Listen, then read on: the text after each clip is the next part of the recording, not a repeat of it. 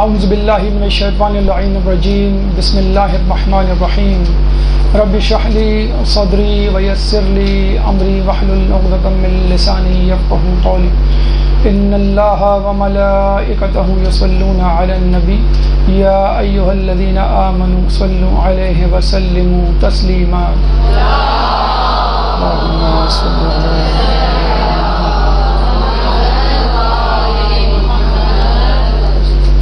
ماہ رجب کی آخری ساعتیں ہمارے ساتھ ہیں اور امید ہے کہ اس ماہ مبارک کی تمام سعادتوں کو سمیٹنے کی بھرپور کوشش کی گئی ہوگی. جہاں اس ماہ مبارک کے اعمال وہاں اہم شخصیات اور اہم واقعات کا تذکرہ بھی آپ نے سنا ہوگا، اور اب ہم ماہ شعبان میں عنقریب داخل ہوا چاہتے ہیں اور وہاں بھی ہمیں کئی شخصیات اور ان کی ولادتوں کا سامنا ہے، ان کی سیرت طیبہ کا تذکرہ ہے، اور انشاءاللہ ہم ماہ شعبان میں بھی اپنے ایمانوں کو اسی طرح تازہ دم کریں گے اور ان روشنی کے میناروں سے اپنی زندگی کو منور کرنے کی بھرپور کوشش کریں گے. ماہ شعبان میں یوں تو بہت ساری ولادتیں ہیں. پہلی ولادت جو خود پہلی شعبان کو ہمارے سامنے آتی ہے وہ بی بی زینب سلام اللہ علیہ کی.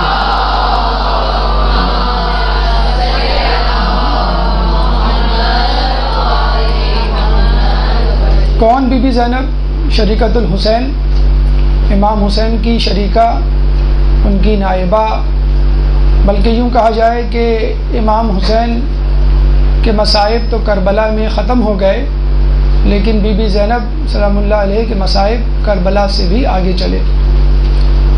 بازار کوفہ، دربار شام اور اس کے بعد پھر وہی پرانا مدینے کا محلہ. ایک عورت ہونے کے ناطے ان تمام آزمائشوں کا، مصائب کا مردوں کے سامنے مردانہ وار جرت مندانہ مقابلہ کرنا واقعی اگر کسی عورت کا کام ہے تو وہ بی بی زینب سلام اللہ علیہ کی ذات مقدسہ ہے. اور دوسری اہم بات کہ گو آپ 14 معصومین میں شامل نہیں، لیکن کسی کو یہ یقین آ ہی نہیں سکتا اور کوئی یہ یقین کر ہی نہیں سکتا کہ آپ معصومہ ہیں. ایک بہت بڑی عظمت، بہت بڑی جسے کہتے ہیں کہ خصوصیت خود بی بی کی کہ 14 معصومین میں شامل نہ ہونے کے باوجود اپنے آپ کو معصومہ منوانا. 14 معصومین کے بعد اگر کہا جائے کہ کسی معصومہ کا نام بتائیں تو یہی ذات مقدسہ ہے جو سب سے پہلے آپ کے ذہن میں آتی ہے. بی بی زینب سلام اللہ علیہ کی شخصیت کو علماء اعلام نے 3 حصوں میں تقسیم کیا ہے: قبل از کربلا، دوران کربلا اور بعد از کربلا. اور یقیناً ان تمام ادوار کو ایک نشست میں سمیٹنا مشکل ہی نہیں بلکہ ناممکن ہے. چنانچہ آج کی نشست میں یعنی حصہ اول میں ہم کوشش کریں گے کہ آپ کی زندگی پر اس نہج سے روشنی ڈالیں کہ جو واقعات کربلا کے حادثے سے پہلے رونما ہوئے، یعنی بی بی زینب سلام اللہ علیہ قبل از کربلا. آپ کو تمام تر تفصیل انشاءاللہ پرنٹ آؤٹ کی صورت میں مل جائے گی. اگر آپ چاہتے ہیں تو ضرور لکھیں، انشاءاللہ اللہ آپ کو اس کا اجر دے گا. بی بی سیدہ بی بی زینب سلام اللہ علیہ کی زندگی کا وہ حصہ جو کربلا سے پہلے تھا، گو کہ کربلا جیسا مصائب اور مصیبتوں سے آراستہ تو نہیں تھا، لیکن بہرحال جو ان کے آس پاس شخصیات تھی ان کے اوپر جو مصائب آ رہے تھے اس کی وہ چشم دید گواہ تھی. بالکل جس طرح امام حسین چشم دید گواہ تھے اپنے جد امجد رسول اللہ پہ آنے والی مصیبتیں، پھر اپنی مادر گرامی پر ہونے والی مصیبتیں، پھر اپنے پدر گرامی امام علی پر آنے والی مصیبتیں، پھر امام حسن علیہ السلام، پھر امام حسین. یہ تمام مصیبتیں اور مصائب جو ہیں وہ بی بی زینب سلام اللہ علیہ کے سامنے ایک کے بعد ایک تسبیح کے ٹوٹے ہوئے دانوں کی طرح رونما ہوتی رہی. کہتے ہیں کہ جب آپ کی ولادت ہوئی اور امام علی کو اس کی خبر دی گئی اور نام کا مرحلہ آیا تو آپ نے کہا کہ میں رسول اللہ سے سبقت نہیں کر سکتا. رسول اللہ اس وقت مدینے سے باہر کسی سفر پہ گئے ہوئے تھے. چنانچہ ان کی آمد کا انتظار کیا گیا اور جب وہ آئے تو انہوں نے بھی وہی جملہ کہا کہ میں اللہ سے پہلے اس بچی کے نام کے لیے سبقت نہیں کر سکتا. چنانچہ انتظار کیا گیا. جبرائیل علیہ السلام آئے اور انہوں نے کہا کہ اللہ نے اس بچی کا نام زینب تجویز کیا ہے. اللہم صلی علی محمد و علی محمد. زینب ایک مرکب لفظ ہے جو کہ زین اور اب کا مجموعہ ہے. زین یعنی زینت جیسے ہم زین العابدین کہتے ہیں، اور اب یعنی باپ، یعنی اپنے باپ کی زینت. اور واقعی آپ نے اپنی باپ کی زینت، وقار اور مرتبہ مقام میں اضافہ ہی کیا ہے. کچھ علماء اعلام اس لفظ زینب میں اہل قصہ کو تلاش کرتے ہوئے کہتے ہیں کہ زینب نام کا ہر حرف، زینب نام میں موجود ہر حرف کسی نہ کسی بڑی شخصیت کی طرف اشارہ کرتا ہے. زینب کا زے جناب زہرا کے زے سے مستعار لیا گیا ہے. زینب کی یا جناب علی کی یا سے مستعار لی گئی ہے. زینب کا نون حسن و حسین کے نون سے مستعار لیا گیا ہے، اور زینب کا بے نبی اللہ یعنی رسول اللہ سے مستعار لیا گیا ہے. اللہم صلی علی محمد و علی محمد.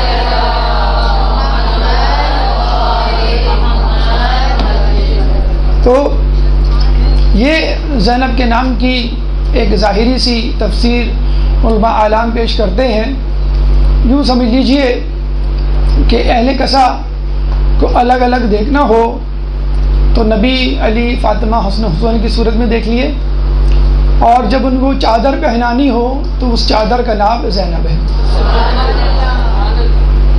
جناب فیروز آبادی اپنی لغت جو ماہر لغت ہیں فرماتے ہیں عربی میں زینب کے کئی معنی ہیں. مثلا فربا، درخت، خوبصورت چہرہ یا خوشبو. یہ بھی ذہن میں رہے کہ زینب نام کی مولا علی کی 3 بیٹیاں تھیں. ایک کا نام زینب کبریٰ یعنی زینب عالیہ جن کا تذکرہ آج ہم کر رہے ہیں. شام میں ان کی جو ہے آخری آرام گاہ ہے. دوسری زینب صغریٰ جن کو ہم ام کلثوم کہتے ہیں، جو کربلا میں آپ کے ساتھ تھیں اور شام میں ان کا مدفن ہے. تیسری فقط زینب جن کو ہم رقیہ بھی کہتے ہیں، اور مدینے میں ان کی آخری آرام گاہ ہے. اس کے علاوہ رسول اللہ کی ایک ربیبہ بھی تھی جن کا نام زینب تھا. ربیبہ اس بچی کو کہتے ہیں کہ جس کو آپ لے کر پالیں لیکن وہ آپ کی بچی نہ ہو. جیسے رسول اللہ کی ربیبہ تھی، ام کلثوم اور رقیہ جو جناب خدیجہ کی بہن حالہ کی بیٹیاں تھیں، جن کو رسول اللہ نے پالا اور یک کے بعد دیگرے خلیفہ سویم کے نکاح میں آئیں، جس کی وجہ سے اہل تسنن میں یہ اشتباہ پیدا ہوا کہ رسول اللہ کی حقیقی بیٹیاں ہیں اور ان کا نام ذوالنورین پڑ گیا. حالانکہ اگر ایسا ہوتا تو جناب سیدہ کی طرح ان دونوں بیٹیوں کا رسول اللہ کی نسبت سے کوئی تذکرہ، کوئی واقعہ، کوئی کتاب یا کوئی نہ کوئی تحریر، کہیں نہ کہیں تفصیل موجود ہوتی. جناب سیدہ کے علاوہ ہمیں کوئی بیٹی رسول اللہ کی اور واقعات اس حوالے سے نہیں ملتے. تو ربیبہ جناب علی کی تھی جو کہ ام سلمہ کی بیٹی تھی، اور ان کو جو ہے انہوں نے لے کر پالا تھا.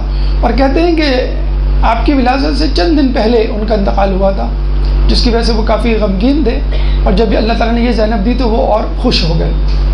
اس کے بعد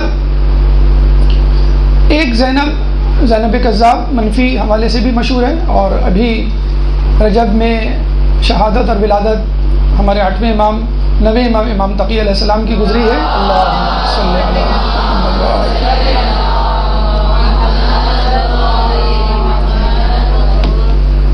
کہ کس طرح انہوں نے یہ تشخیص کی کہ یہ حقیقی زینب ہے یا نہیں، کہ اس کو درندوں کے سامنے ڈال دو کہ سادات اور اہل بیت پر جانور درندے حملے نہیں کرتے. اگر یہ ہوئی تو حملہ نہیں کرے گا شیر، اور اگر نہ ہوئی تو اس کو چیٹ پاڑ کھائے گا، اور یہ اس کی سزا بھی ہو جائے گی اس نے غلط دعویٰ کیوں کیا. بہرحال آپ کی جو کنیت ہمیں ملتی ہے وہ ام کلثوم ملتی ہے، اور کبھی اس کو ام کلثوم کبریٰ بھی لکھتے ہیں، کیونکہ آپ کی جو چھوٹی بیٹی تھی وہ ام کلثوم تھی، نام ان کا ام کلثوم تھا، اور بڑی بیٹی کی کنیت ام کلثوم تھی. اس کے علاوہ ایک ان کی کنیت ملتی ہے ام الحسن.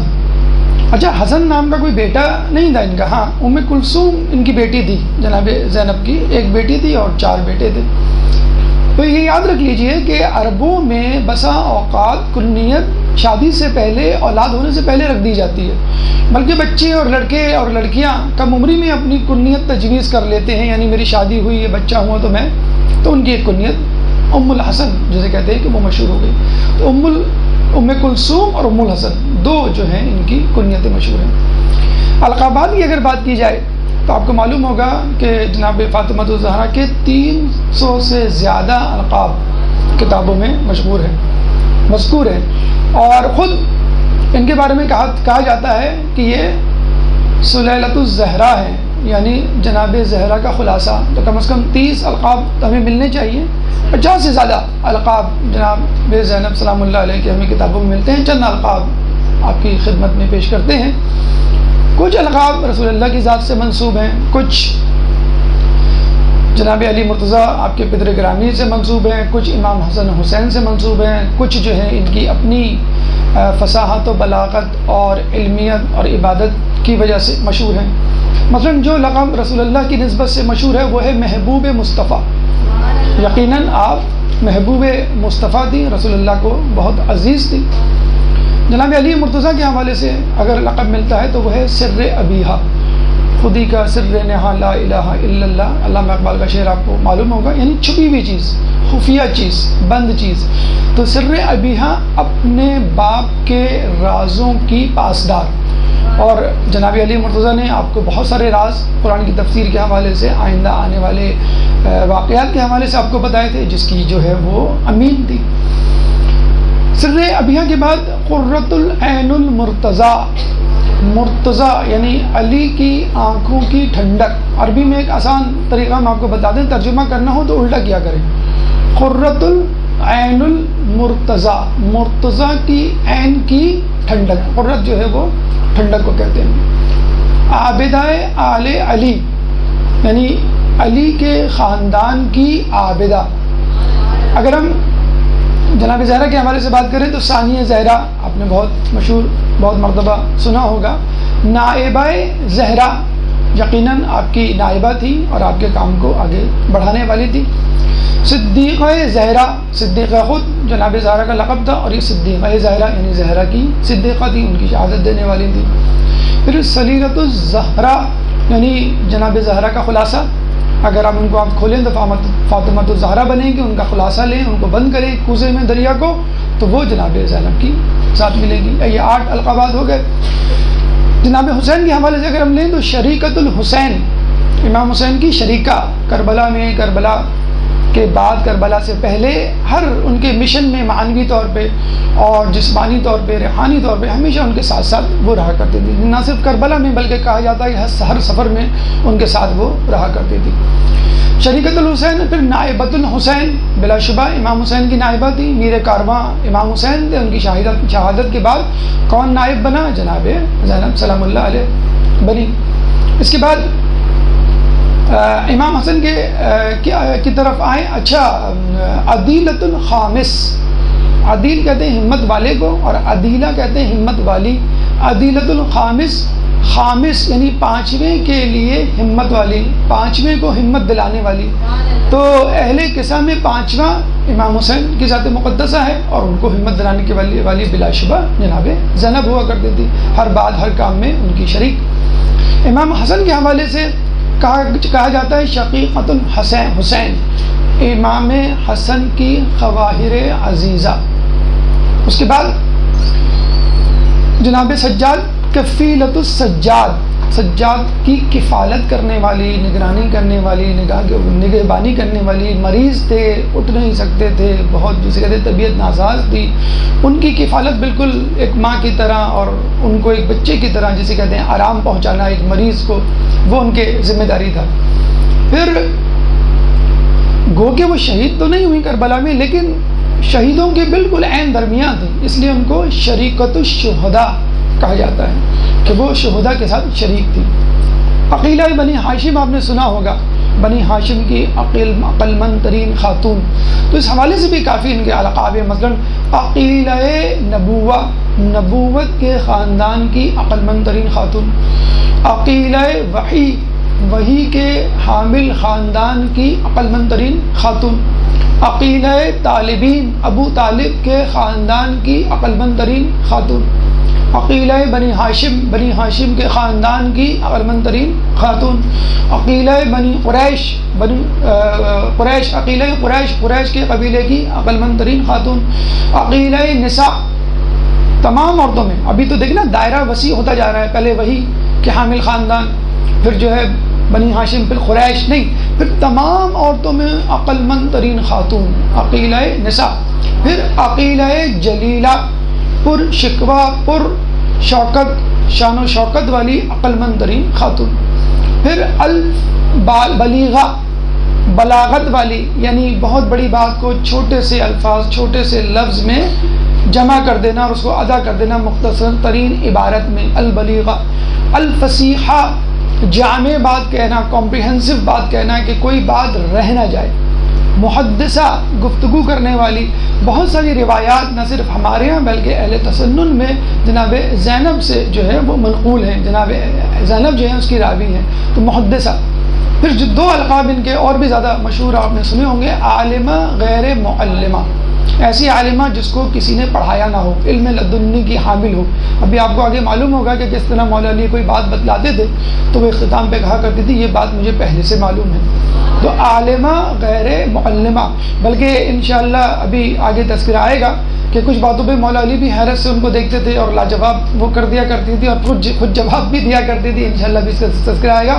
عالمہ غیر معلمہ، پھر فاہمہ غیر مفہمہ، یعنی سمجھدار خاتون جس کو سمجھایا نہ گیا ہو خود سے سمجھ لے۔ یہ آخر کے جو یہ دو ہیں، عالمہ غیر معلمہ اور فاہمہ غیر مفہمہ، ہمارے چوتھے امام زین العابدین علیہ السلام نے ان کو دیے۔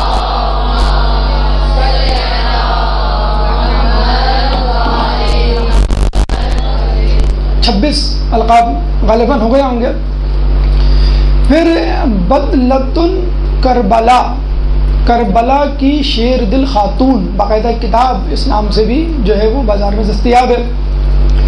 باب حتتن خطایا، یعنی خطا کاروں کے لیے، خطا کاروں کی توبہ کا دروازہ، ہم جیسوں کی خطاؤں کو معاف کروانے والی جو ہے وہ بی بی زینب۔ امین اللہ، اللہ کی طرف سے امانت دار۔ آیت من آیت اللہ، یعنی اللہ کی آیات میں سے ایک آیت۔ الفضیلہ، بہت زیادہ فاضل اور بہت زیادہ فضیلت رکھنے والی۔ تو بی بی کے القاب 330 القاب ہم نے آپ کے سامنے پیش کر دیے۔ تو بی بی جو ہے وہ فاطمۃ الزہرا کو اگر آپ بند کریں ایک کوزے میں یا ایک خلاصہ پیش کریں تو بی بی زینب سلام اللہ علیہ کی ایک ذات ہے۔ ایک درود پڑھ دیں محمد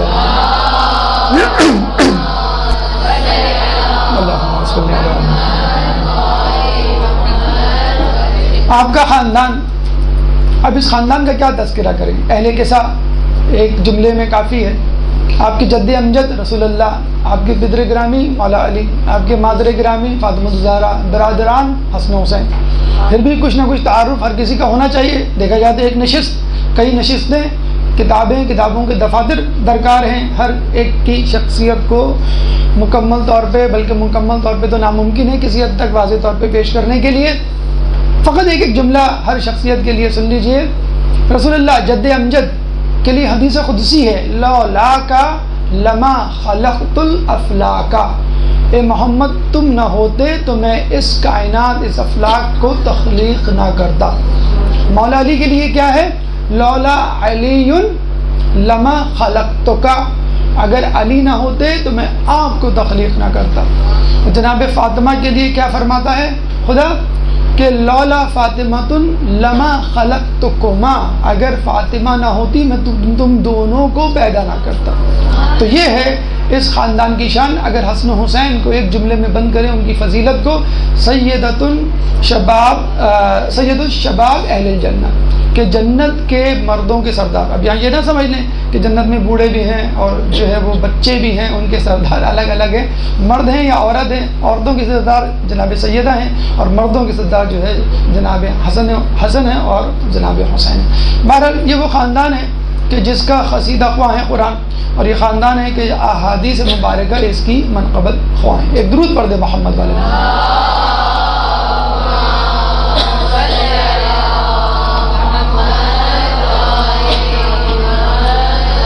ولادت کے بارے میں کہا جاتا ہے کہ آپ کی ولادت مثل ولادت حسین تھی. عموماً ولادت پہ خوشی ہوتی ہے، جشن منایا جاتا ہے، مسرت کا اظہار کیا جاتا ہے، لیکن جس طرح امام حسین کی ولادت پر گریہ وزاری ہوئی اہل بیت کے درمیان، اسی طرح جناب زینب سلام اللہ علیہ کی ولادت پر رنجیدگی اور غم کے آثار نہ صرف رسول اللہ پہ بلکہ جناب علی مرتضیٰ کے چہرے پہ بھی آئے. جب سلیمان فارسی نے علی مرتضیٰ کو جناب زینب سلام اللہ علیہ کی ولادت کی خوشخبری سنائی تو آپ کے چہرے پہ ایک غم کے آثار، رنجیدگی ابھر آئی. خود نخواستہ لوگوں نے سوچا کہ شاید عرب کی پرانی جاہلیت کے مطابق آپ اداس ہو گئے. نہیں، ایسا نہیں. انہوں نے بتلایا کہ اس بچی کے لیے جو مصائب و آلام آنے والے ہیں وہ کسی کے لیے نہیں، اس لیے جو ہے میں رنجیدہ ہو گیا. جناب سیدہ فرماتی ہے کہ جب یہ میرے بطن مادر میں تھی تو میں رسول اللہ سے سن چکی تھی کہ اس بچی پہ کیا کیا غم، کیا کیا آزمائشیں اور مصیبتیں آئیں گی. اور یہ بھی ملتا ہے کہ جناب رسول نے جب آپ کی ولادت کی خبر سنی تو یہ فرمایا کہ جو میری اس بچی کے مصائب پر گریہ کرے گا اس کو اس بچی کی منزلت کے برابر ثواب ملے گا. یعنی ان کی منزلت میں، ان کے مقام و مرتبے میں وہ اس کا شریک ہو جائے گا. جیسے ہم کہتے ہیں نا کہ رسول اللہ مقام محمود پر ہوں گے اور اہل بیت ان کے ساتھ ہوں گے اور اہل بیت کے ساتھ ان کے چاہنے والے بھی ہوں گے. تو جناب زینب پہ اگر ان کی معرفت رکھتے ہوئے گریہ کر لیا جائے تو گویا آپ نے ان کی قدر و منزلت میں اپنے آپ کو شریک کر لیا. درود پڑھ دے محمد والے محمد.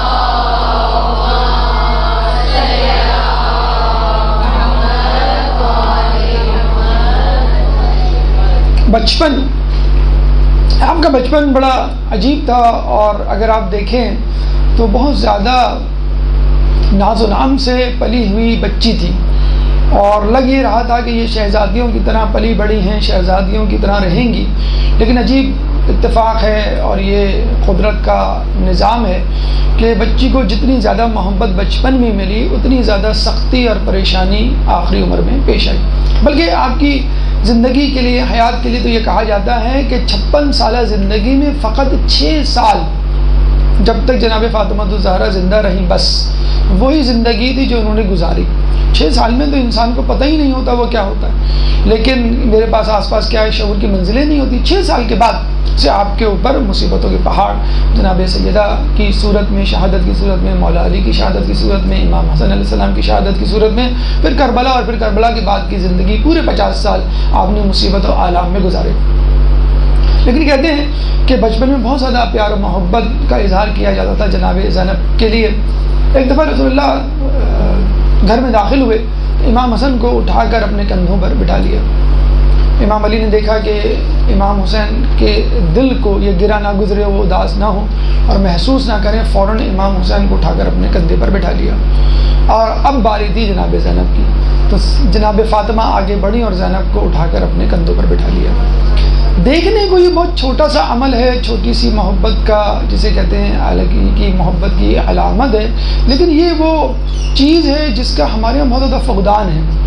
ہم واٹس ایپ پہ اور انٹرنیٹ پہ بڑے بڑے جملے محبت کے لکھ دیتے ہیں، لیکن ہمیں خود اپنے بچوں کو دینے کے لیے ٹائم نہیں ہے. آج کل کی مائیں آپ دیکھ لیجئے کہ کتنا زیادہ جسے کہتے ہیں کہ بچوں کو دور رکھنے لگی ہیں. پہلے تو مائیں ہائڈرولین کا سرپ پلا دیا کرتی تھیں، اب سرپ سے بات نکل کے ٹیبلٹ تک پہنچ گئی ہے. لیکن وہ کون سا ٹیبلٹ؟ یہ کمپیوٹر والا ٹیبلٹ کہ بچہ جو ہے وہ اس سے کھیلتا رہتا ہے اور وہ ماں سے جو ہے وہ جو کہتے ہیں کہ مچھر آپ کے آپ سے رہنے پر دور، رہنے پہ مجبور. تو وہ معاملہ ہو گیا والدین اور بچوں کا. آج ہی ہم اپنے مدرسے میں ایک بچی سے بات کر رہے تھے، وہ ہم سے پوچھنے کی کہ میں حوزہ جوائن کرنا چاہتی ہوں، کوئی بتلائیں حوزہ. تو ہم نے کراچی میں موجود حوزوں کے نام بھی کریں، نہیں کراچی سے باہر کوئی بتائیں. تو میں نے کہا ویسے کراچی سے باہر تو ہیں، لیکن بیٹا آپ باہر کیوں جانا چاہتی ہیں؟ آپ چاہتی ہیں کہ آپ اپنے والدین کو چھوڑ دیں؟ تو یقین کریں اس نے برجستہ کہا اداسی کے ساتھ، نہیں والدین لگتا ہے مجھے چھوڑنا چاہتے ہیں، وہ چاہتے ہیں کہ تم بس کہیں جا کے رہ لو. یا تو زبانی منہ سے تو نہیں کہتے، لیکن آج کل معاملہ والدین اور بچوں کچھ ایسا ہی ہو گیا ہے. جسے کہتے ہیں کہ دق ہونے لگے ہیں، پریشان ہونے لگے ہیں. کسی طرح جو ہے وہ صبح اسکول چلے جائیں، پھر شام کو کوچنگ سینٹر چلے جائیں، پھر جو ہے آگے جو ہے وہ ٹیبلٹ یا ٹی وی وغیرہ پہ ہو جائیں، لیکن وہ آپ کے پاس نہ بیٹھیں. تو یہ آپ اہل بیت کے گھرانے سے سیکھیے کہ بچوں کا لمس جو ہے وہ بہت زیادہ. ایک صاحب سے بات ہوئی، کہنے لگے کہ مجھے معلوم نہیں کہ اپنے باپ سے مجھے کیوں اتنی محبت نہیں جتنی ہونی چاہیے. تو انہوں نے پھر ذہن پہ زور دے کے کہا کہ ہاں شاید اس وجہ سے کہ آج تک مجھے یاد نہیں کہ میرے باپ نے کبھی مجھے گلے لگایا ہو. عمر گزر گئی، میری جو ہے یہ خواہش رہی کہ میرا باپ مجھ سے کھیلتا یا مجھے گلے لگاتا. بہت سخت اس کے باپ دے. تو یہ وہ طریقہ ہے اہل بیت نے ہمیں سکھایا ہے. اس میں کوئی پیسہ بھی نہیں خرچ ہوتا. ٹیبلٹ اور یہ جو ہے وہ سیرپ اور یہ موبائل وغیرہ کمپیوٹر بھی لانا نہیں پڑے گا. بچوں سے کھیلیں، اور ہاتھ پیر والے کھیل جسے کہتے ہیں نا کہ وہ بالکل ختم ہوتے چلے جا رہے ہیں. کمپیوٹرائز اور مشینی دور ہے، بچوں کو دور رکھنے کا جو ہے ایک بہانہ آ گیا. تو یہ اہل بیت سے سیکھیں کس طرح ان سے جو ہے وہ محبت کرتے ہیں، اور جسمانی لمس کی کیا حیثیت ہے. رسول اللہ جناب فاطمہ الزہرا کو شادی کے بعد تک جو ہے وہ پیار کیا کرتے تھے اپنے آپ سے لپٹا کر. تو امہات المومنین بعض اوقات اعتراض کیا کرتی تھی، اب تو بہت بڑی ہو گئی ہیں، اچھا نہیں لگتا اب اس طرح ان کو جو ہے وہ لپٹا کر پیار کرتے ہیں. تو رسول اللہ نے کہا کہ میں جب بھی فاطمہ کو پیار کرتا ہوں مجھے جنت کے میووں کی خوشبو آتی ہے. تو یہ وہ خوشبو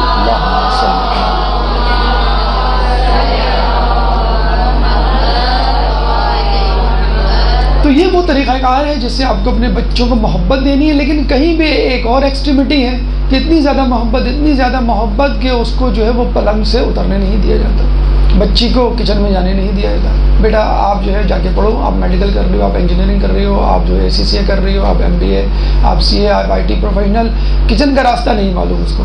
اگر معلوم ہے تو وہ آرٹس لابی کا جو کراچی یونیورسٹی روڈ سے ہوتا ہوا وہاں جاتا ہے. چپے چپے کا معلوم ہوگا، لیکن کچن کہاں ہے اور کچن میں کون سا ڈبہ ہے، کون سے ڈبے میں چینی ہے، کون سے پتی یہ نہیں پتہ. بڑے فخر سے جو ہے بچیاں کہتی ہیں 18 سال کے ہو گئے ہمیں جو ہے وہ انڈا بنانا نہیں آتا.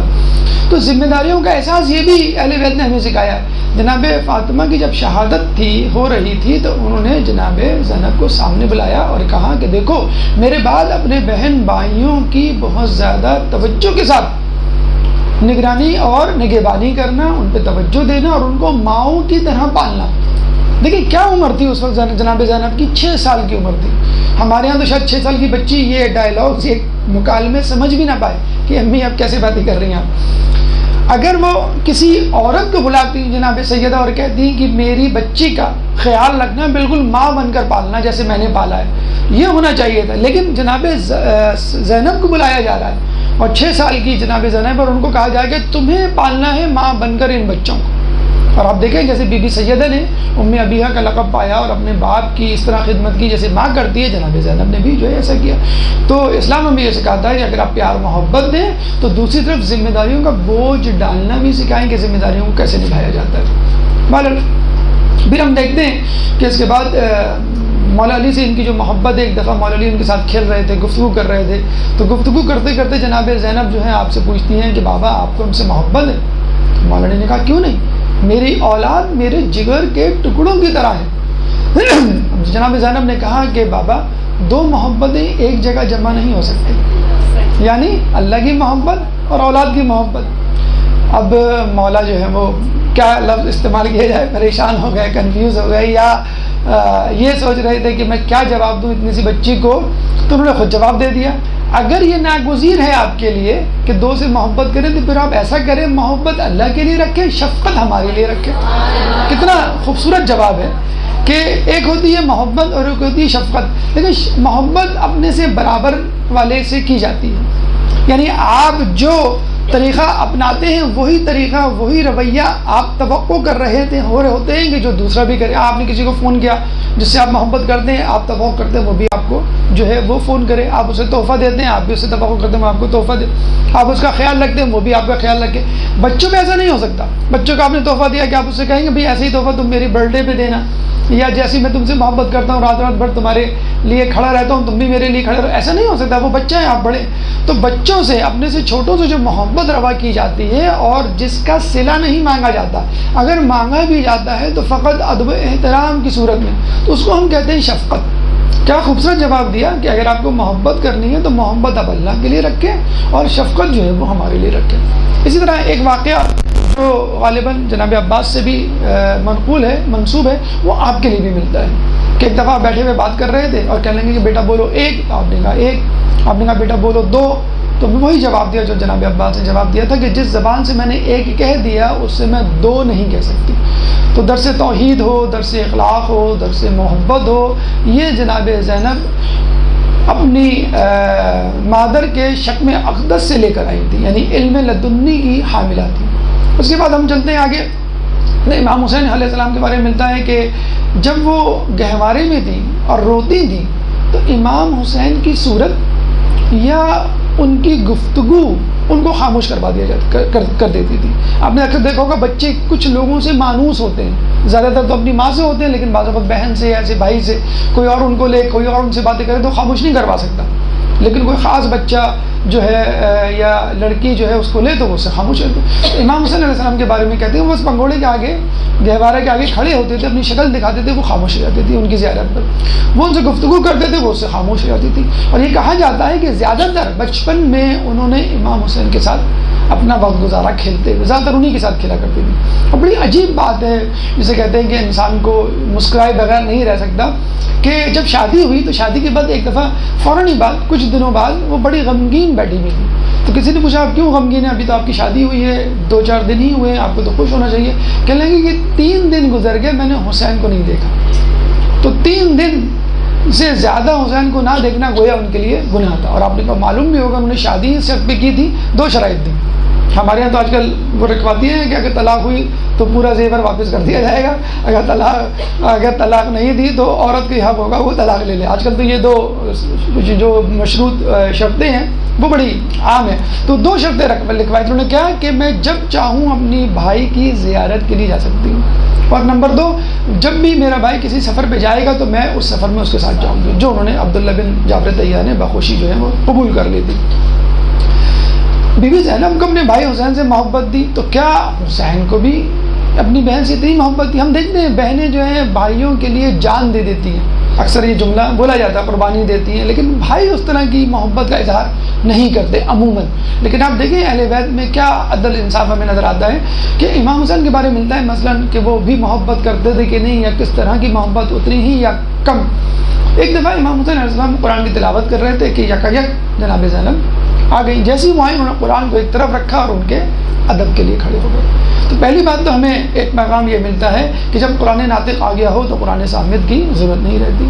اور ویسے بھی اہل بیت جو ہے قرآن سے افضل اس لیے ہیں کہ قرآن میں صرف قرآن ہے، اہل بیت کے اندر سینے میں قرآن بھی محفوظ ہے اور ان کے اعضاء و جوارح سے بھی قرآن چھلکتا ہے۔ تو اہل بیت قرآن پلس ہیں۔ پھر ہمیں ملتا ہے کہ ایک دفعہ امام حسین گھر میں داخل ہے تو دیکھا بی بی زینب جو ہے سو رہی ہیں، اور اس طرح سو رہی ہیں کہ سورج کی شعائیں ان پہ پڑ رہی ہیں، کوئی چیز ایسی نہیں جو آڑ بن سکے، نہ وہ بی بی زینب کو اٹھا سکتے تھے کہ ان کی نیند میں خلل پڑے۔ تو کہتے ہیں کہ امام حسین ان کے اور سورج کے درمیان آ کے کھڑے ہو گئے اور اس وقت تک کھڑے رہے کہ جب تک بی بی زینب سلام اللہ علیہ بیدار نہیں ہوئی۔ تو یہ تھی امام حسین کی محبت جناب بی بی زینب سلام اللہ علیہ کے لیے۔ اس کے علاوہ جناب عباس کی محبت کربلا میں آپ کو معلوم ہے، اور یہ کہا جاتا ہے کہ اکثر جب بھی وہ سوار ہوتی ہیں تو عباس دوڑتے ہوئے آتے اپنے زانوں کو آگے کر دیتے اور اس پہ پیر رکھ کے وہ ہمیشہ سوار ہوتی تھی۔ جب بھی بی بی زینب گھر سے باہر نکلتی تو 1 نہیں 2 نہیں 3 4 بھائی ساتھ ساتھ چلا کرتے تھے، ان کے گارڈ بن کے، ان کے جسے کہتے ہیں کہ محافظ بن کر۔ اور یہ بھی کہا جاتا ہے کہ اگر خاندان میں کوئی حادثہ، کوئی بری خبر رونما ہوتی، حادثہ رونما ہوتا تو اس کی خبر جناب زینب کو نہیں دی جاتی کہ وہ جو ہے حساس ہیں، وہ اس خبر کو برداشت نہیں کر پائیں گی، یا تاخیر سے دی جاتی، یا ادھوری دی جاتی، یا نقصان یا حادثہ جسے کہتے ہیں کم کر کے بتایا جاتا۔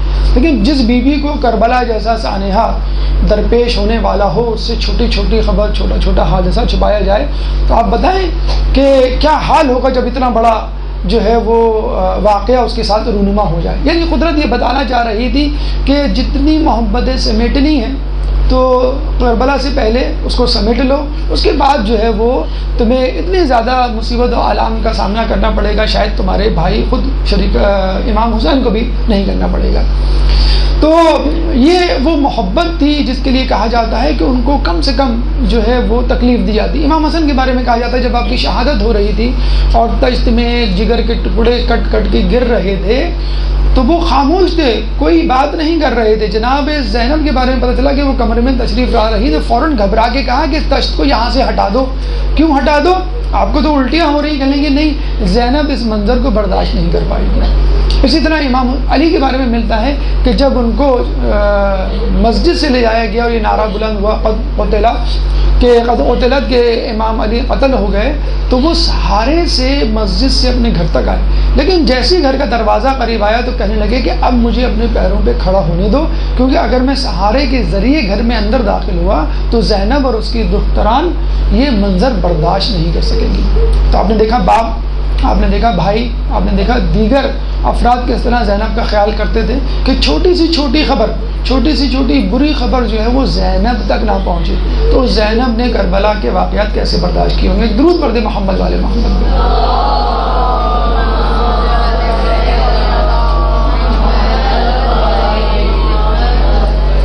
تمام لوگ زینب کو ایک شہزادی کی طرح پال رہے تھے، تمام لوگ پوری کوشش کر رہے تھے کہ زینب کو کسی بھی قسم کی کوئی گزند نہ پہنچے، کوئی برا خیال تک اس کے ذہن میں نہ آئے۔ لیکن اگر کوئی خبر خواب کے ذریعے زینب تک پہنچ جائے تو اس کو تو روکنے والا کوئی نہیں، بلکہ اس کو بھیجنے والا اللہ سبحانہ تعالیٰ رب ذوالجلال ہے، اس خبر کو کیسے کوئی روک سکتا ہے۔ تو جناب زینب نے رسول اللہ کی وفات سے 1 سال پہلے جو ہے ایک خواب دیکھا اور اس خواب کو آ کے رسول اللہ کو سنایا کہ میں نے خواب دیکھا ہے کہ ایک مکان ہے کہ جس پر میں تنہا کھڑی ہوئی ہوں، یکایک تیزی سے ایک آندھی اور ہوا چلتی ہے، طوفان آتا ہے، گھپ اندھیرا چھا جاتا ہے، سامنے ایک درخت ہوتا ہے، میں اس سے لپٹ جاتی ہوں، وہ جڑ سمیت وہ درخت اکھڑ جاتا ہے، پھر میں اس کی ایک شاخ کو پکڑتی ہوں، وہ شاخ ٹوٹ جاتی ہے، پھر میں دوسری شاخ کو پکڑتی ہوں، وہ شاخ بھی ٹوٹ جاتی ہے، پھر میں 2 شاخیں کو پکڑتی ہوں، وہ 2 شاخہ بھی ٹوٹ جاتا ہے، اور میں پھر بعد میں یکا تنہا اس جگہ کھڑی رہتی ہوں اور میرے سامنے بالکل اندھیرا چھا جاتا ہے۔ تو رسول اللہ رنجیدہ ہو گئے اور فرمایا کہ تم نے ایک کربلا، تم نے ایک مصیبت، تم نے ایک آزمائش کے متعلق خواب دیکھا ہے، اور اس کی تعبیر یہ ہے کہ جو تم نے درخت دیکھا ہے جس سے تم لپٹی تھی وہ درخت میں ہی تھا، اور جو تم نے یہ کہا کہ وہ درخت اپنی جڑ سے اکھڑ گیا تو اس کا مطلب یہ ہے کہ اب میں اس دنیا سے جانے والا ہوں۔ تم نے جو پہلی شاخ کو پکڑا وہ تمہارے مادر گرامی تھی جو ٹوٹ گئی، وہ بھی اس دنیا سے رخصت ہو جائے گی۔ تم نے جو دوسری شاخ کو پکڑا وہ تمہارے پدر گرامی امام علی مرتضیٰ تھے، وہ بھی اس دنیا سے رخصت ہو جائیں گے۔ پھر اس کے بعد تم نے جو 2 چھوٹی شاخوں، 2 شاخوں کو پکڑا وہ تمہارے برادران حسن و حسین ہیں، وہ بھی اس دنیا سے چلے جائیں گے۔ اس کے بعد جو تم یکا تنہا کھڑی رہ گئی، اس کا مطلب کیا ہوا کہ تم اکیلے ان مصائب کو برداشت کرو گی، اور انشاءاللہ تمہارے مصائب میں تمہارے مصائب کے ساتھ تمہاری استقامت میں بھی اضافہ ہوگا، اور اس استقامت کی وجہ سے تمہارے درجات بلند ہوں گے۔ یہ بھی کہا جاتا ہے کہ ایک دفعہ علی اور جناب فاطمہ دونوں نے آ کر اپنے ایک خواب ملتے جلتے انداز سے سنائے۔ جب انہوں نے یہ خواب سنائے تو جناب زینب نے بھی اپنا خواب سنایا، اور رسول اللہ نے پھر اس کی جو ہے یہ تعبیر سنائی۔ بہرحال بی بی زینب کو بہت ناز و نعام کے ساتھ پالا جا رہا تھا، پیار و محبت کے ساتھ پالا جا رہا تھا، کوئی گزن، کوئی تکلیف، کوئی خبر بری نہ پہنچے اس طرح پالا جا رہا تھا، اور قدرت انہیں ایک کربلا کے لیے، ایک سانحے کے لیے تیار کر رہی تھی۔ ایک درود پڑھ دے محمد والے محمد۔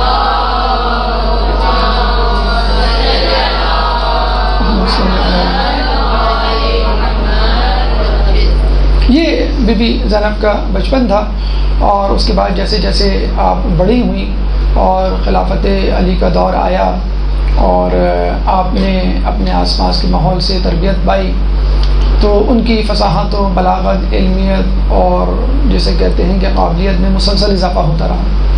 کوفے میں آپ کے مسلسل تسلسل کے ساتھ درس ہوا کرتے تھے، درس قرآن، تفسیر قرآن، اور وہ کوفے کی عورتوں کو درس دیا کرتی تھی۔ اکثر یہ ہوا کرتا تھا کہ جب بھی لوگ آتے تھے ان کے ساتھ جو خواتین آیا کرتی تھیں، مردوں کو تو مولا علی اپنے مہمان خانے میں بٹھایا کرتے تھے، ان سے گفتگو کیا کرتے تھے، ان کی مہمان نوازی کیا کرتے تھے، عورتوں کو بی بی زینب کے پاس بھیج دیا جاتا تھا۔ وہ تمام کی تمام بی بی زینب کے پاس جاتی، ان سے درس لیتی، ان سے اپنے مسائل کا حل پوچھا کرتی تھی۔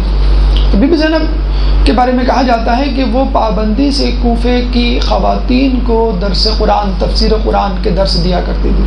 ایک دفعہ، اور ان دروس میں مولا علی بھی کبھی کبھی آ کے بیٹھ جایا کرتے تھے اور دیکھا کرتے تھے کہ میری بیٹی جو ہے وہ کس طرح جو ہے وہ درس دے رہی ہے۔ چنانچہ ایک دفعہ مولا علی آ کے بیٹھے تو وہاں حروف مقطعات کے متعلق درس دے رہی تھی، اور حروف مقطعات میں کاف، ہا، یا، عین، صاد کی تفسیر جو ہے وہ بتلا رہی تھی۔ تو مولا علی نے ان سے پوچھا کہ بیٹی تم کو معلوم ہے اس لفظ کے کیا معنی ہیں اور اس میں کیا اسرار و رموز پوشیدہ ہیں؟ تو آپ نے پوچھا کہ آپ ہی بتلائیے اس کی کیا تفسیر ہے۔ تو انہوں نے بتایا کہ اس میں آنے والے مصائب، آلام اور آزمائش اور مصیبتوں کا تذکرہ ہے جو تمہارے ساتھ پیش آئیں گے۔ انہوں نے تفصیل پوچھی تو انہوں نے پوری تفصیل بتائی، اور بی بی زینب جو ہے وہ رونے لگی۔ اس میں عالم فرماتے ہیں کہ کاف سے کربلا، ہاں سے ہلاکت حسین یعنی شہادت حسین، یہ سے یزید ملعون جو کہ ان کا قاتل تھا، عین سے آتش یعنی بھوک و پیاس کی حالت میں آپ کی شہادت ہوگی، صاد سے صبر و استقامت جس کا مظاہرہ جو ہے وہ بی بی زینب کو کرنا ہے۔ یہ بھی کہا جاتا ہے کہ ایک دفعہ وہ قرآن کی تلاوت کر رہی تھی، امام علی آتے ہیں اور ان سے پوچھتے ہیں مختلف سوالات قرآن سے متعلق، اور وہ ماشاءاللہ ایک ایک کر کے تمام سوالات کے جوابات دیتی ہیں۔ تو مولا علی جو ہے پھر اشارتاً ان کو بتلاتے ہیں کہ تمہارے ساتھ یہ پیش آنے والا ہے، اور یہ مصیبتیں اور یہ آزمائشیں ہوں گی، اور تمہیں صبر و استقامت کا مظاہرہ کرنا ہے۔ تمام باتیں سننے کے بعد بہت پرسکون انداز سے بی بی فرماتی ہے کہ یہ تمام باتیں مجھے میری مادر گرامی نے پہلے سے بتا دی ہیں تاکہ میں کسی خوف ہراس کا شکار نہ ہوں۔ تو پہلے ہی سے رسول اللہ نے، جناب فاطمہ نے، جناب علی نے اور دیگر افراد نے، بلکہ خود قدرت الہی نے ان کو بتلا دیا تھا کہ ان کے ساتھ جو ہے وہ کیا چیزیں جو ہیں وہ پیش ہونے والی ہیں۔ اس کے بعد کہا یہ جاتا ہے کہ حافظہ اتنا زیادہ تھا کہ جب بی بی سیدہ خلیفہ وقت کے دربار میں اپنا حق مانگنے گئیں اور خلافت علی کے حوالے سے اور اہل بیت میں ہونے والے مظالم کے حوالے سے گفتگو کی، اس کے بارے میں کہا جاتا ہے کہ 2 گھنٹے سے زیادہ طویل خطبہ ہے، اس خطبے کے بارے میں کہا جاتا ہے کہ بی بی سیدہ کو وہ خطبہ حرف بحرف لفظ بلفظ یاد تھا۔ فقط ایک مرتبہ دربار خلافت میں سنا تھا، اور آپ کو معلوم ہے اس وقت جو حالات تھے اور جس انداز سے انہوں نے خطبہ دیا، جس پریشانی میں دیا، ایک بچی ہو تو وہ بے ساختہ رو پڑے، لیکن اس بچی نے وہاں بھی جو ہے ایک طالبہ کا کردار ادا کیا کہ میں اپنی والدہ گرامی کے کلمات مقدسہ کو ضائع نہ ہونے دوں۔ ان لوگوں پہ تو اثر نہیں کر رہے، لیکن آنے والی نسلوں پہ انشاءاللہ اثر کریں گے، تو میں ان کو حفظ کر لوں، اور اس کے بعد جا بجا ان خطبات میں موجود مفاہیم کو جو ہے وہ لوگوں کے پاس پیش کرتی تھی۔ یہ تو فقط علمیت کی بات ہو گئی، بطور عالمہ بات ہو گئی۔ اس کے باوجود علم یعنی درس و تدریس کے علاوہ بھی وہ جو ہے اپنے لیے عبادت کے لیے وقت نکال لیا کرتی تھی۔ کہا جاتا ہے کہ قرآن سے اور نماز سے خصوصی طور پہ ان کو شغف تھا۔ قرآن کی تفسیر، تشریح، توضیح وہ لوگوں کو بیان کرتی تھی، اور اس کے علاوہ نافلہ شب، نماز شب بہت پابندی سے پڑھا کرتی تھی۔ آپ نے سنا بھی ہوگا مصائب میں کہ جب امام حسین آپ کو وداع کرتے ہیں تو کیا کہتے ہیں کہ بہن مجھے اپنی نافلہ شب میں یاد رکھنا، اور یہ کہتے ہیں کہ 10 اور 11 محرم کی شبوں کو بھی آپ کا رات کا معمول نہیں بگڑا۔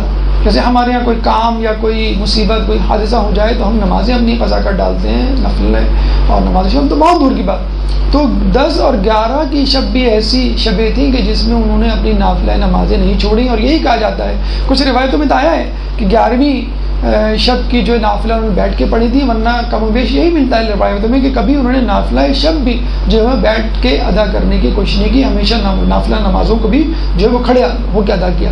اور آپ کو معلوم ہوگا جب آدمی اتنا زیادہ عبادت گزار ہو تو مستجاب الدعوات بن جاتا ہے، یعنی اس کی دعا قبول ہوتی ہے، لوگ اس سے دعا کرواتے ہیں۔ تو ویسے قرنی کے بارے میں آپ نے سنا ہوگا کہ وہ کہا کرتے تھے کہ آج کی رات سجدے کی رات، تو سجدے میں پوری گزار دیا کرتے تھے، آج کی رات رکوع کی رات تو وہ رکوع میں گزار دیا کرتے تھے.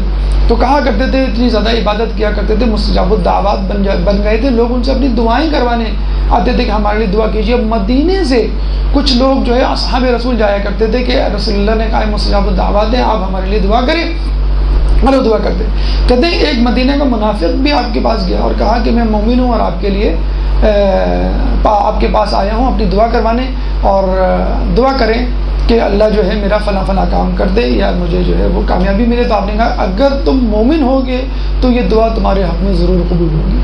تو جب ویسا کرنی جیسے صحابی کی دعا جو ہے وہ اللہ کے یہاں قبولیت کا درجہ اختیار کر سکتی ہے، تو آپ کی دعا کیوں نہیں قبول ہو سکتی؟ اگر وہ چاہتی تو بد دعا بھی کر سکتی تھیں کہ یک لخت یزید کا لشکر جو ہے تہس نہس اور جو ہے وہ نیست و نابود ہو جاتا. بی بی سیدہ بھی ایسا کر سکتی تھی. آپ کو معلوم ہے کہ جب انہوں نے ہاتھ اٹھائے یا بال کھولے تو کہتے ہیں کہ مدینہ کی مسجد کی دیواریں بلند ہونے لگی تھی. تو مولا علی نے سلمان فارسی کو دوڑایا کہ جاؤ ان کو بولو کہ لعنت نہ کریں، نفرین نہ کریں، بد دعا نہ کریں. لیکن انفرادی طور پہ ہمیں ملتا ہے مثلا ہولی کے بارے میں کہ جب یہ کہنا بی بی سکینہ کے گوشوارے چھین رہا تھا اور نوچ رہا تھا تو رو بھی رہا تھا. تو بی بی زینب سامنے کھڑی ہوئی تھی اور کہنے لگی کہ تو عجیب شخص ہے، گوشوارے چھین بھی رہا ہے، نوچ بھی رہا ہے اور رو بھی رہا ہے. تو کہنے لگا کہ رو اس لیے رہا ہوں کہ اہل بیت کی گھرانے کی بچی ہے، اور چھین اس لیے رہا ہوں کہ اگر میں نہیں چھینوں گا تو کوئی اور چھین لے گا. تو جناب زینب نے اس کے لیے بد دعا کی تھی کہ تیرے ہاتھ پاؤں قطع ہوں اور آتش جہنم سے پہلے اس دنیا کی آگ سے جو ہے وہ آگ تجھ کو چھوئے. اور کہتے ہیں امیر مختار نے جب ہولی کو پکڑا اور جب اس سے پوری رداعت سنی، اور آپ کو معلوم ہے کہ جس طرح جس شخص نے امام کے قتل میں حصہ لیا اس کو اس طرح جو ہے سزا دے کر قتل کیا گیا. تو اس نے بتلایا کہ آخری وقت میں بی بی زینب نے مجھے یہ بد دعا دی تھی. تو امیر مختار نے پھر اس کو اسی طرح قتل کیا کہ اس کے ہاتھ پاؤں قطع کر کے آگ میں ڈلوا دیا. پھر دربار یزید میں آپ کو ملتا ہے شامی ملعون نے بی بی سکینہ کی طرف ہاتھ بڑھاتے ہوئے کہا کہ یہ بچی مجھے کنیزی کے لیے دے دو. تو بی بی نے اس کو بد دعا دی تھی کہ تیرا ہاتھ خشک ہو جائے، تیری آنکھیں نابینا ہو جائیں اور تو جو ہے وہ آتش میں جلے. تو کہتے ہیں کہ اس کے ساتھ بھی بالکل وہی انجام ہوا کہ جس طرح جو ہے بی بی نے چاہا تھا. تو بی بی بہت بڑی عابدہ تھی، قرآن کی دلدادہ تھی، نافلہ شب کی پابند تھی، مستجاب الدعوات تھی. آپ کو معلوم ہے کہ جب انسان ایک عورت پردہ کرتی ہے تو اس کو جب باہر نکلنا ہوتا ہے تو پردے کا خاص جسے کہتے ہیں کہ خیال رکھا جاتا ہے. شاید ہی کوئی عورت ہو جس کے بارے میں کہا جائے کہ وہ گھر سے نہ نکلتی ہو یا گھر میں موجود ہی نہ ہو کہ وہ اس کے نکلنے کا جو ہے وقت ہو. کہتے ہیں کہ یہودی تھا اور کچھ روایتوں میں آیا کہ یحییٰ مازنی ایک مسلمان تھا، وہ مدینے میں آپ کے گھر کے پاس رہتا تھا.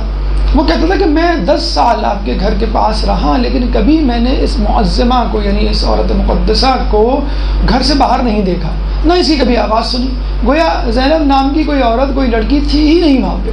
اور یہی ایک بات یہ واقعہ جو ہے کوفے کے حوالے سے بھی ملتا ہے کہ میں علی مرتضیٰ کے گھر کے ساتھ تھا کوفے میں اور میں نے جو ہے سالوں گزر گئے اس لڑکی کو کبھی جو ہے باہر نہیں دیکھا. اب آپ دیکھیے جب بیوی کو باہر نکلنا ہوتا تھا تو کس طرح اہتمام کیا جاتا تھا. کہتے ہیں باہر بھی کہاں نکلتی، کس لیے نکلتی؟ فقط اپنے جسے کہتے ہیں جد امجد رسول اللہ کی قبر کی زیارت کرنے کے لیے. تو رات کو ان کو لے کے جایا جاتا. آگے جو ہے وہ علی مرتضیٰ ہوتے، دائیں طرف امام حسن ہوتے، بائیں طرف امام حسین ہوتے. قرب مطہر پہ جب پہنچتے تو وہاں پہ موجود چراغ کو بجھا دیا جاتا. ایک دفعہ امام حسن نے اپنے بابا سے پوچھا آپ چراغ کیوں بجھا رہے ہیں؟ تو حجاب میں ہیں اور ہم سب ان کے ساتھ موجود ہیں. تو مولانا نے کیا جواب دیا؟ میں نہیں چاہتا کہ تمہاری بہن کی قد و قامت کا بھی کوئی اندازہ لگائے. دیکھیے ایک تو ہوتا ہے حجاب، ایک تو یہ ہوتا ہے کہ چہرہ دیکھ لینا، ایک تو یہ ہوتا ہے کہ جسم کا وہ اس دیکھ لینا جس کا حجاب واجب ہے، اور ایک ہوتا ہے قد و قامت کا بھی اندازہ نہ ہونا. یہ سب سے آخری حجاب ہے. آپ کو معلوم ہوگا جناب سیدہ جب جاتی ہیں خطبہ دینے کے لیے خلیفہ کے دربار میں تو اپنے قد و قامت کے برابر کی 8 بنی ہاشم کی خواتین کو اپنے ساتھ لیتی ہیں. یہ نہیں کہ 8 بس خواتین لے لی اپنے آس پاس جس میں نعوذ باللہ خدا نخواستہ کوئی کہہ سکے یہ جو بلند قامت کی عورت ہے یہ فاطمہ ہے یا جو اس طرح کی عورت ہے یہ فاطمہ ہے، یعنی اپنے ہی قد و قامت کی 8 خواتین کہ میری قد و قامت کا اندازہ نہ ہو، چہرہ اور ہاتھ اور باقی اعضاء تو بہت دور کی بات ہے، تو مولا فرماتے ہیں کہ میں نہیں چاہتا کہ تمہاری بہن کی قد و قامت کا بھی اندازہ ہو۔ اس سے اندازہ لگا لیجئے یہ پیغام ہے آج کی ان عورتوں کے لیے جو حجاب نہیں کرتی، ان کے لیے تو ہے ہی، لیکن جو حجاب کرتی ہیں اور اپنی زینت والا حجاب کرتی ہیں، کلرڈ اسکارف ہے یا تنگ لباس ہے یا جسے کہتے ہیں کہ شوخ کلر ہے جو آپ پہن کے گھوم رہی ہیں، چادر یا اسکارف، جس سے لگا کہ آپ نے کون سا اسکارف پہنا ہے، تو یہ بھی آپ کی زینت ہے جس کا آپ نے اظہار کر دیا۔ جب زینت کا اظہار ہو گیا تو پھر وہ حجاب یا ستر پوشی کہاں رہی؟ تو آپ اس سے اندازہ لگا لیجئے کہ اہل بیت کی خواتین کے لیے اس طرح کا اہتمام کیا جاتا تھا کہ وہ قد و قامت بھی جو ہے وہ نظر نہ آئے۔ کچھ عرصے پہلے تک تو یہی مثال دی جاتی تھی کہ ایسا حجاب جو ہے اب سعودیہ ہی میں نظر آئے گا اور کہیں نظر نہیں آتا، لیکن جدہ میں جو سائیکل ریس ہوئی ہے اس نے ان کا سارا بھانڈا پھوڑ دیا۔ ایک درود پڑھ دے محمد علیہ محمد۔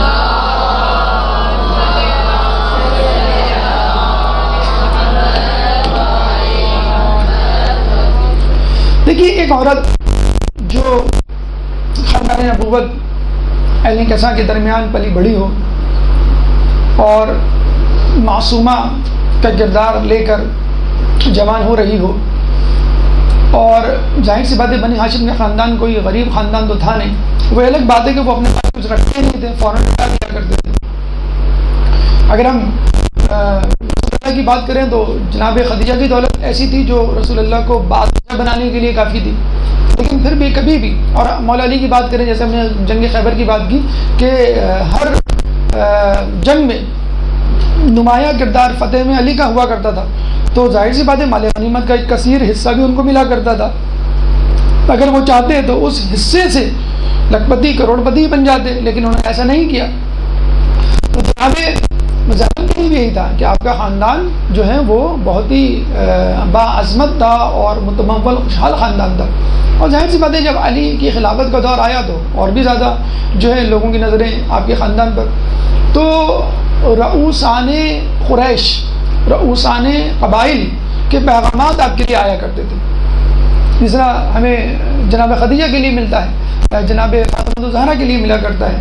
تو اس زمانے میں ایک رئیس قریش تھا اشعث بن کندی، آپ نے نام سنا ہوگا، وہ آیا اور اس نے مولا علی سے کہا کہ میں آپ کی بیٹی جناب زینب کے لیے خواستگاری کرنے آیا ہوں، تو مولا علی اتنے زیادہ اس پہ ناراض ہوئے کہ تیری یہ جرت کہ تو میری بیٹی جناب زینب کے لیے خواستگاری کرے، اور تجھے معلوم ہے کہ میری بیٹی جو ہے وہ جناب خدیجہ کے مثل ہے، ان کی طرح ہے، جیسے ہم کہ ابھی آگے آئے گا کہ کس طرح انہوں نے اپنی دولت لٹائی، اور جناب زینب نے بھی، وہ ان کی مثل ہے اور اس نے عصمت کے خاندان کا دودھ پیا ہے، اور تو کہاں اور جناب زینب کہاں کہ تو اس کی ہمسری کے بالکل قابل نہیں ہے، اور آئندہ اگر تو نے میری بیٹی کا نام اپنی زبان پر لایا تو اس تلوار سے تیرا کام تمام کر دوں گا۔ اور یہ مولا کے سخت جملے تھے وہ بجا تھے، اور اس میں کوئی حرج کی بات نہیں۔ اشعث بن کندی وہ شخص تھا کہ دشمنان اہل بیت میں تھا، لیکن بغض معاویہ کی وجہ سے وہ جنگ صفین میں علی کے ساتھیوں میں تھا، کیونکہ امیر شام سے اس کی دشمنی چل رہی تھی۔ اس کے بعد یہ خود مولا علی کے دشمنوں میں شامل ہو گیا۔ اس نے خلیفہ اول کی بہن جو کہ نابینا تھی ان سے شادی کی، اور ان سے 2 اولادیں ہوئی، ایک اسما یا دوسرا نام اس کا ملتا ہے جودہ بن اشعث، آپ کو یاد آ گیا ہوگا، اور دوسرا لڑکا محمد بن اشعث۔ تو جودہ بن اشعث نے آپ کے بیٹے امام حسن علیہ السلام کو زہر دیا، اور محمد بن اشعث نے امام حسن کے قتل میں اپنا کردار نبھایا۔ تو یہ کردار تھا اشعث بن کندی کا، اور محمد بن اشعث کندی ہی کے بارے میں کہا جاتا ہے کہ جس نے جو ہے وہ آپ کے مالک اشتر کو جو ہے وہ زہر دلوایا تھا۔ بہرحال اس کے بعد جو ان کے صحیح حقدار تھے جو جناب زینب کا استحقاق رکھتے تھے وہ تھے عبداللہ بن جعفر طیار۔ اس سے جعفر طیار کے حوالے سے ہم یہ بتاتے چلیں کہ جنگ خیبر میں جب جعفر طیار نجاشی کے پاس سے آئے تو مولا رسول اللہ نے کیا کہا کہ مجھے نہیں معلوم میں جنگ خیبر کی فتح کی خوشی مناؤں یا جعفر طیار، کہ آنے کی خوشی مناؤ۔ جعفر طیار کہاں موجود تھے؟ یہ تھے نجاشی کے دربار میں، حبشہ میں، اور یہ پہلی ہجرت کہلاتی ہے، مدینہ کی ہجرت تو دوسری ہجرت تھی۔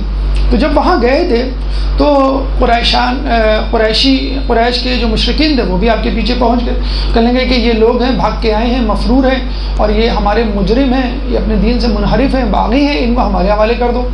تو نجاشی کافی عادل تھا، عدل پسند تھا، تو اس نے کہا کہ پہلے مجھے ان کی طرف کی بات سننے دو۔ انہوں نے سبوں کو بلایا، جس میں جعفر طیار آگے تھے، ان سے پوچھا بھی تم لوگ کون ہو اور کس مذہب سے تعلق رکھتے ہو، تم نے کیا بغاوت کی ہے؟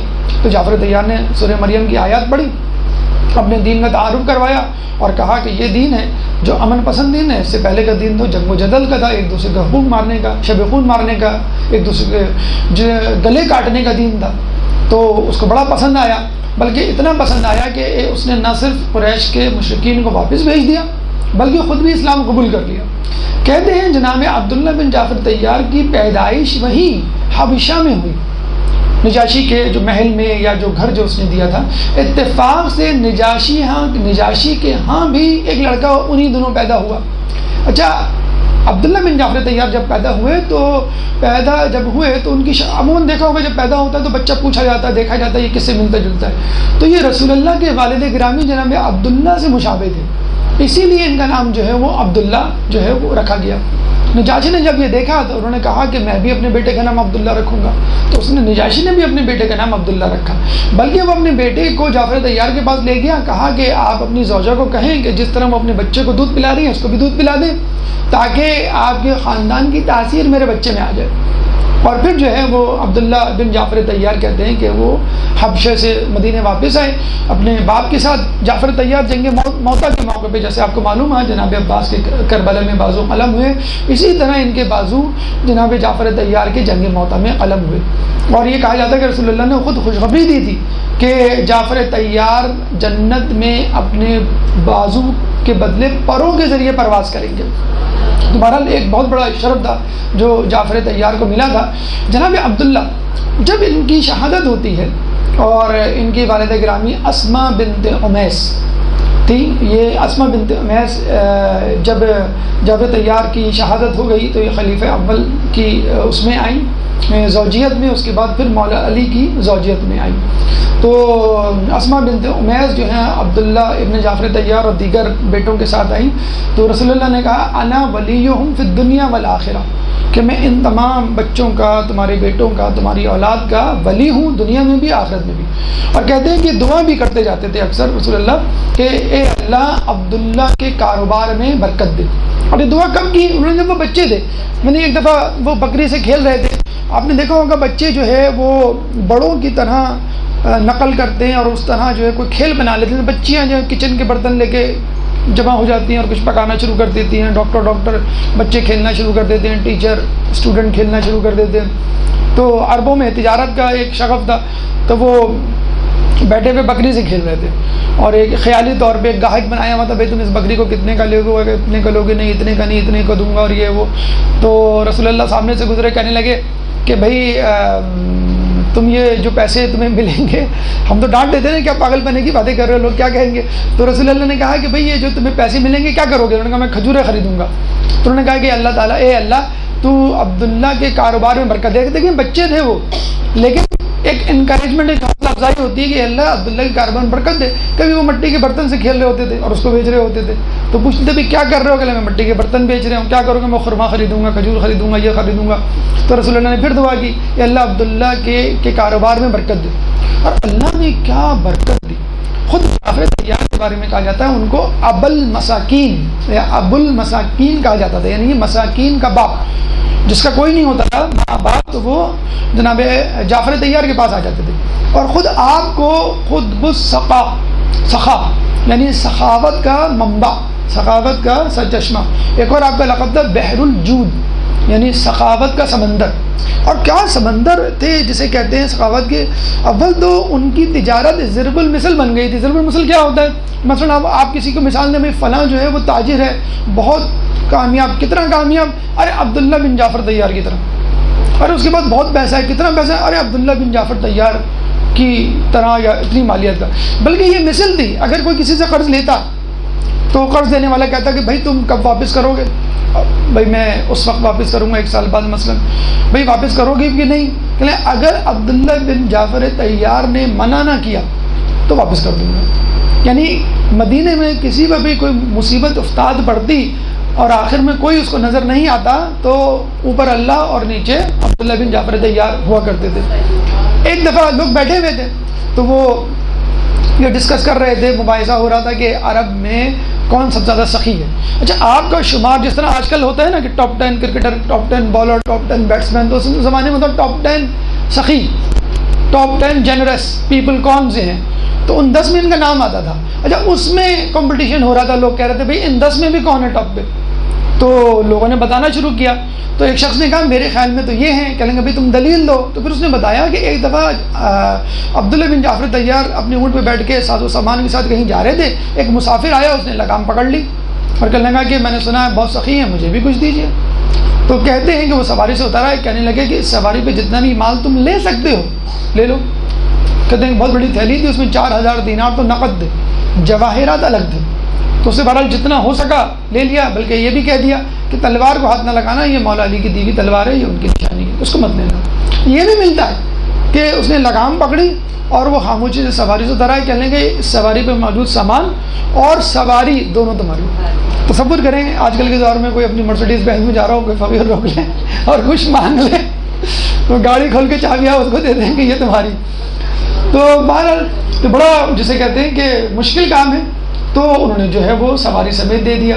ایک شاعر تھا, وہ آیا آپ کے پاس, اور اس زمانے میں شعراء اکثر جو ہے وہ جینرس پیپل یا بادشاہوں کے پاس آ کے ان کی مدحت میں کوئی کلام پڑھا کرتے تھے, تو وہ خوش ہو کے دے دیا کرتے تھے کچھ. تو وہ آیا, اس نے کچھ کلام کی پڑھا, آپ کی جو ہے وہ تعریف کی. تو آپ نے اس کو درموں, دینار, اونٹ, گھوڑا, یعنی کپڑے جو دے سکتے تھے وہ دے دیا. مطلب اتنے زیادہ خوش ہے. لوگوں نے کہا چند تو اشعار ہیں, اس نے آپ کی تعریف میں پڑھے, آپ نے دے دیے. تو دیکھیے اتنا خوبصورت, یہ نہیں کہا کہ یہ انہوں نے میری تعریف کی اور بس مجھے خوش کر دیا, نہیں. انہوں نے کہا کہ میں نے جو چیزیں دی ہیں وہ فانی ہیں, کپڑا فانی ہے, درم و دینار فانی ہے, اونٹ گھوڑا یہ فانی ہے, لیکن جو اس نے میرا ادب کیا ہے یہ ایسی خدمت ہے جو غیر فانی ہے. آپ کسی کا ادب کریں تو ایک نیکی ہوتی ہے جس کی مثالیں قیامت تک دی جا سکتی ہیں, جیسے فاطمہ کا ادب, بی بی زینب سلام اللہ کا ادب, یا حسن حسین کا اپنے بابا کے لیے ادب, جو بھی ادب یا جو بھی نیکی ہوتی ہے وہ قیامت کے لیے ہوتی ہے, وہ غیر فانی ہوتی ہے. تو آپ نے کہا کہ اس نے جو ادب کیا ہے وہ غیر فانی ہے, وہ ہمیشہ کے لیے رہنے والا ہے. ایک شخص آیا مدینے میں, شکر کا تاجر تھا. اب اس کی شکر جو ہے وہ بک کے نہیں دے رہی, کوئی شکر خرید ہی نہیں رہا. بڑا پریشان ہوا, میں کیا کروں. کسی نے مشورہ دیا کہ تم عبداللہ بن جعفر طیار کے پاس جاؤ, ان سے کہو وہ تمہاری شکر خرید لیں گے, نہیں بھی خریدیں گے تو بہرحال وہ تمہیں پیسے تو دے دیں گے اس کے. تو وہ جاتا ہے اور عبداللہ بن جعفر طیار سے کہتا ہے کہ بھئی یہ شکر ہے اور یہ جو ہے میں دینا چاہتا ہوں. تو انہوں نے کہا ٹھیک ہے مجھے دے دو, اور شکر لیتے ہی وہیں پہ کھڑے ہو کے تقسیم کرنے لگے.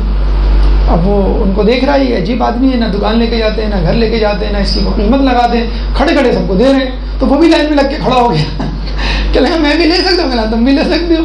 اس کو بھی کاٹ دی. جب ختم ہو گئے تو انہوں نے پوچھا کتنی قیمت ہے, کہنے 4000. تو 4000 درہم جو ہے وہ اس کے ہاتھ میں رکھ دیے, چلا گیا وہ. تو اس نے کہا کہ عجیب آدمی ہے, میں نے 4000 کا 4000 دے دیے, اگر میں 8000 کہتا تو 8 بھی مل جاتے. دوبارہ کوشش کرنے میں کیا حرج ہے. دوبارہ آیا, کہنے لگا آپ نے وہ شکر کے پیسے نہیں دیے. کہنے اچھا کتنے بندے, کہنے 4000. کہنے یہ لو. چلا گیا. کہنے یہ تو بڑے آرام سے نعوذ باللہ بیوقوف بن جاتے ہیں, ایک اور مرتبہ بیوقوف بنا. تیسری مرتبہ آیا, کہنے وہ شکر کے پیسے آپ نے نہیں دیے. اچھا کتنے بندے, 4000.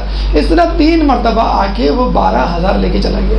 اچھا لوگ تھے کہ اس زمانے میں کہتے بھی تھے, آپ بھی سوچ رہے ہوں گے عجیب آدمی ہے, بیوقوف بن گئے یا دھوکہ کھا گئے. تو یاد رکھیے امام حسن علیہ السلام نے جب صلح کی تھی امیر شام سے, لوگوں نے کیا کہا تھا, آپ دھوکہ کھا گئے. انہوں نے کیا کہا, شکر ہے خدا کا میں نے دھوکہ کھایا ہے, دیا نہیں. ایک درود پڑھ دے محمد علیہ.